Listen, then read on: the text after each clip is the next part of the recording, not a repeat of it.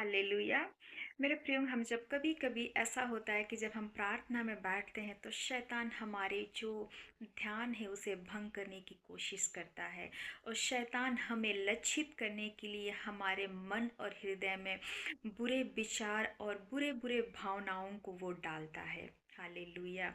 इससे हमें फिर क्या होता है, हम परेशान हो जाते हैं, हमें लज्जा सा महसूस होता है कि हम ऐसे कैसे सोच सकते हैं। जब हम प्रार्थना में बैठे हैं उस समय मेरे मन में ऐसे बुरे ख्याल और बुरे विचार कैसे आते हैं। आप इस तरह के सोच और विचार में ना उलझ जाए, क्योंकि मेरे प्रियो, शैतान जो है वो हमारी और आपकी प्रार्थना से डरता है। वो सच्चाई को जानता है कि जब हम और आप प्रार्थना करते हैं तो हमारा जो परमेश्वर है वो स्वर्ग के सिंहासन पर है। भले ही हम प्रार्थना यहाँ धरती में पृथ्वी पर बैठ कर के हम कर रहे हैं, लेकिन हमारे प्रार्थना की जो सुनवाई है वो स्वर्ग में होता है। हालेलुया। प्रार्थना हम यहाँ से करते हैं और उत्तर हमें कहाँ से मिलता है? स्वर्ग में से मिलता है, जहाँ हमारा जीवित और जिंदा परमेश्वर विराजमान है।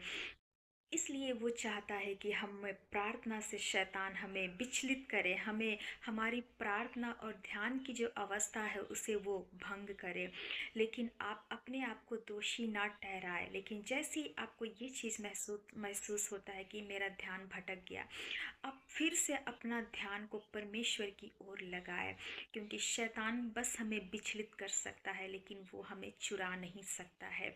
इसलिए हम ये कभी भी ना सोचें कि हम बुरे हैं, हम पापी हैं। शैतान विचलित हमें ज़रूर कर सकता है लेकिन वो हमें कभी भी नष्ट नहीं करेगा, क्योंकि वचन हमसे क्या कहता है? उन्हीं से डरो जो तुम्हारे आत्मा को नष्ट कर सकता है। शैतान के पास ये अधिकार नहीं कि वो हमारा शरीर को वो नष्ट कर सकता है, लेकिन हमारी आत्मा को वो नष्ट नहीं कर सकता है।